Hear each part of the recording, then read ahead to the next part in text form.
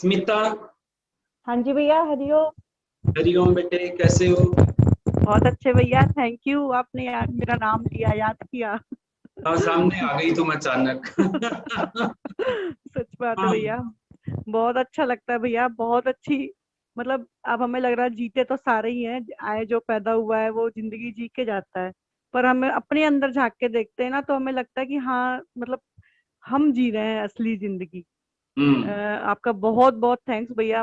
मन में मतलब अगर अपने को हम जज करने बैठते हैं कि हम कितना आपकी बातों के हिसाब से चल रहे हैं, कैसे जी रहे हैं, तो काफी हद तक मतलब 90% तक अपने आप को पाते हैं कि हम आपके मतलब किसी के लिए हमारे मन में छल कपट ये कुछ कोई भी बुरी भावना नहीं रहती। और मतलब पहले हम सिर्फ दूसरों की वजह से ही ज्यादातर हमारी लाइफ की परेशानियां दूसरों की ही वजह से थी। जो अच्छा करता था उसको हम याद नहीं करते थे, पर जो बुरा कर जाता था उसको हम दिन भर याद रखते थे, मतलब दिन रात उसके बारे में ही सोचते रहते थे।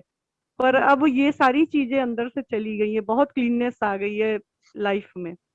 और राइट। एक बात और थी भैया, जैसे अक्सर सोचते थे कि जब भी किसी से भी बात करके जाते थे, कोई कितनी उलझन में रहता था, हम उसके पास बैठते हैं तो हम उसको काफी हद तक शांत कर देते हैं उसको। वो हमारी मतलब बहुत वो करता है कि आपने हमें बहुत अच्छा बताया, हम आपके मैसेज उनको देते हैं कि ऐसे रहो। पर जब हम अपने घर में आते थे तो घर में हम भी उलझते थे और घर वालों को भी उलझाते थे। तो बहुत इस बात का मन में चिंतन चलता रहता था कि ये चीज मेरी घर में क्यों नहीं अप्लाई होती थी, अक्सर सोचते रहते थे। फिर सत्संग सुनते सुनते आपसे ही इस बात का जवाब पाया कि क्योंकि घर में हम भी तो नहीं मिटे हुए हैं, हम भी तो कुछ ना हाँ। कुछ बनकर बैठते हैं और दुखी होते हैं। माँ बनते राइट। हैं तो बच्चों से भी दुख मिलता है, पत्नी बनते हैं तो पति से, मतलब सबको। तो यहाँ पर हम मिटे नहीं है, इसीलिए हमें घर में सब जगह भगवान दिख जाता है और घर वालों में नहीं दिखता है। तो इस बात हम्म। का आपने तो अब यही कोशिश चल रही है कि घर में भी हम मिटने की कोशिश करें। देखो, तो बात तो ये है ना, मुर्दा तो मुर्दा है। घर में क्या और जी बाहर क्या, है जी। ना।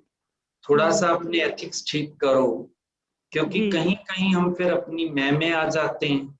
जी। कहीं कहीं फिर हम लोग दिखावे के लिए भी मिट जाते हैं। जी बाहर तो हमको अच्छा बनने की भी बीमारी है। जी बाहर तो हमको चार सत्संगियों को भी दिखावा करना है। लेकिन जी घर में लगता है कौन मुझे देख रहा है, कौन मुझे जान रहा है, कौन मुझे पहचान रहा है। चलो कोई बात नहीं, लेकिन सबसे पहले ये भावना खत्म करो और याद रखो, मुर्दा तो मुर्दा है। घर जी। में क्या बाहर क्या, जहां हम्म। भी बैठे हो मिटके ही चलना है। और बड़ी परिस्थितियां वो तो घर में ही आती हैं सामने, जी। बाहर नहीं आती हैं। घर हम्म। में ही आती हैं। बाहर कोई कारण नहीं है, उनको भगवान कहना भी आसान है, उनके आगे मिटना भी आसान है।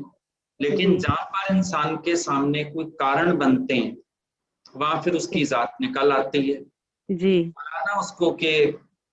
मैंने मेरी असली भाषा कोई बताए, राजा को चैलेंज किया। वजीर जी। होशियार था, बोला मैं बताऊंगा। हम्म। बस सीढ़ी में गिरा दिया उसको। जब उसको गुस्सा आया, जिस भाषा में बोला, बोला ये मातृभाषा इसकी ये। जी। बोला आपने कैसे पता लगाया? हम्म। कहने लगा जब विपरीत परिस्थितियां घटती हैं, जो जी इंसान बोलता है ना वो मातृभाषा में बोलता है। तो आप जी भी याद रखना, जब जी भी आपके सामने कोई विपरीत बात आए, जी उस समय आपका मुख क्या बोलता है, आपका जी मन क्या बोलता है। अपने जी। रिएक्शंस को चेक करके आप समझ सकते हो आपकी हम्म। ज्ञान में स्थिति हुई है या जी अभी जीव भाव में बैठे हैं।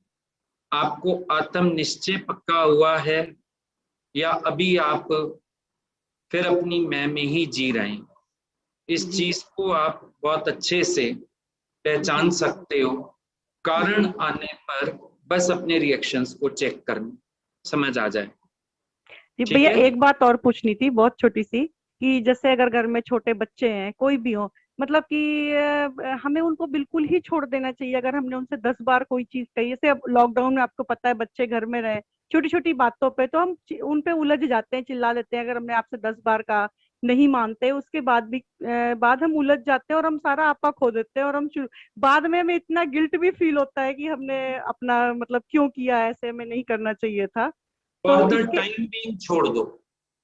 जब जी आपको महसूस हो ना मेरे अंदर उबाल उठ रहा है, मेरे जी अंदर हलचल हो रही है, जी फॉर द टाइम बीइंग छोड़ दो, क्योंकि उस समय आप काम बिगाड़ोगे, बना जी नहीं जी पाओगे। जी फॉर द टाइम बीइंग शांत हो जाओ, थोड़ी जी देर में अपने आप ही अंदर से सॉल्यूशन आए। जी हमारे कभी भी सॉल्यूशंस नहीं निकलते, कभी भी हमारे मामले बिगड़ते हैं, हम्म क्योंकि अंदर अपने माइंड से डिसबैलेंस हो चुके होते हैं। जी वो कुछ नहीं करता, आपको जी शांति से प्यार से बिठा देता है। जी रेस्ट इन पीस, शांत हो जाओ।